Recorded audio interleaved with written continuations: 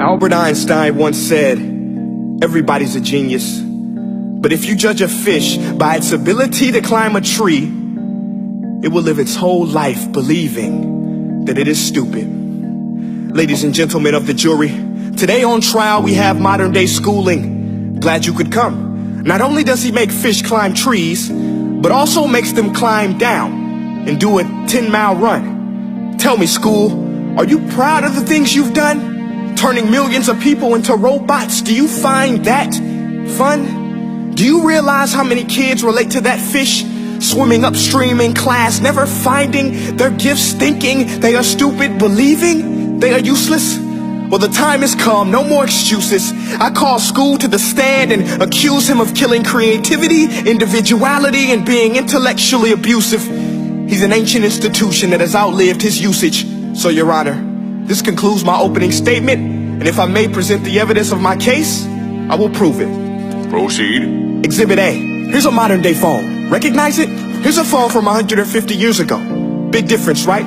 Stay with me. Here's a car from today, and here's a car from 150 years ago. Big difference, right? Well, get this. Here's a classroom of today, and here's a class we used 150 years ago. Now ain't that a shame? In literally more than a century, nothing has changed. Yet you claim to prepare students for the future? But with evidence like that, I must ask, do you prepare students for the future or the past? I did a background check on you and let the record show that you were made to train people to work in factories, which explains why you put students in straight rows, nice and neat, tell them sit still, raise your hand if you want to speak, give them a short break to eat, and for 8 hours a day tell them what to think. Oh, and make them compete to get an A letter which determines product quality, hence grade A of meat. I get it. Back then, times were different. We all have a past. I myself am no Gandhi. But today, we don't need to make robot zombies. The world has progressed. And now we need people who think creatively, innovatively, critically, independently, with the ability to connect. See, every scientist will tell you that no two brains are the same. And every parent with 2 or more children will confirm that claim. So please explain why you treat students like cookie cutter frames or snapback hats, giving them this one-size-fits-all crap. Watch your language. Sorry, Your Honor, but if a doctor prescribed the exact same medicine to all of his patients, the results will be tragic. So many people would get sick, yet when it comes to school, this is exactly what happens. This educational malpractice, where one teacher stands in front of 20 kids, each one having different strengths, different needs, different gifts, different dreams, and you teach the same thing the same way? That's horrific. Ladies and gentlemen, the defendant should not be acquitted. This may be one of the worst criminal offenses ever to be committed. And let's mention the way you treat your employees. Objection. Overruled. I want to hear this. It's a shame. I mean, teachers have the most important job on the planet, yet they're underpaid?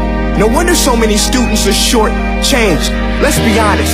Teachers should earn just as much as doctors, because a doctor can do heart surgery and save the life of a kid.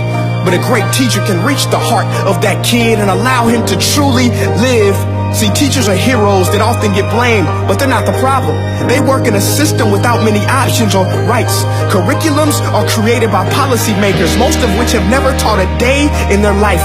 Just obsessed with standardized tests. They think bubbling in a multiple choice question will determine success. That's outlandish. In fact, these tests are too crude to be used and should be abandoned, but don't take my word for it. Take Frederick J. Kelly, the man who invented standardized testing, who said, and I quote, "These tests are too crude to be used and should be abandoned." Ladies and gentlemen of the jury, if we continue down this road, the results will be lethal. I don't have much faith in school, but I do have faith in people. And if we can customize healthcare, cars, and Facebook pages, then it is our duty to do the same for education, to upgrade it, change it, do away with school spirit, because that's useless. Unless we're working to bring the spirit out of each and every student, that should be our task.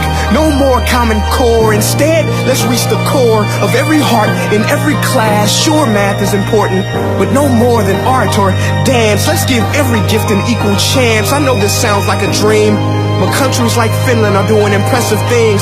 They have shorter school days, teachers make a decent wage, homework is non-existent, and they focus on collaboration instead of competition. But here's the kicker, boys and girls. Their educational system outperforms every other country in the world. Other places like Singapore are succeeding rapidly. Schools like Montessori, programs like Khan Academy. There is no single solution, but let's get moving. Because while students may be 20% of our population, they are 100% of our future. So let's attend to their dreams, and there's no telling what we can achieve. This is a world in which I believe, a world where fish are no longer forced to climb trees. I rest my case.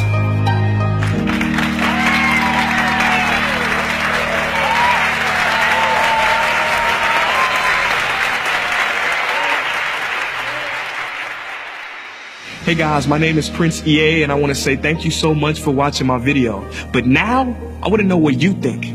How can we together create a more efficient, effective, and just better future of learning? I want you to visit nestday.com/preorder the future and share your thoughts and ideas on the topic. Peace.